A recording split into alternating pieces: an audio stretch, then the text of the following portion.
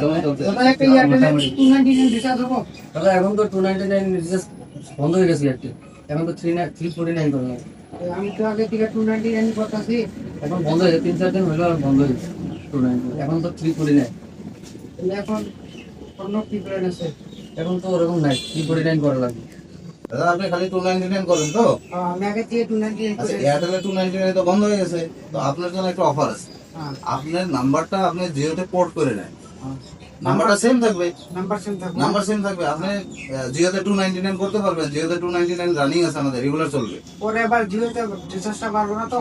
না পারবে না, 299 থেকে যাবে, রেগুলার থাকবে। রেগুলার থাকবে। আরো কি 299 এ আপনি দুটো অফার পাবেন। একটা হলো কি আপনার নতুন করে জিও হটস্টার ফ্রি 299 এ। আর কি অফার আছে? আরেকটা অফার হলো আপনার গুগল জেমিনাই ফ্রি, ডেইলি আপনি 1.5 জিবি ডাটা পাবেন। তো আপনার নাম্বারটা পোর্ট করে জিওতে করেন, আপনার নাম্বারটা সেম থাকবে, আপনি জিওতে 299 ইউজ করতে পারবেন রেগুলার। ডকুমেন্ট কি লাগে? শুধু আধার কার্ড থেকে হয়ে যাবে। ঠিক আছে করবেন? ঠিক আছে, তাহলে আজকে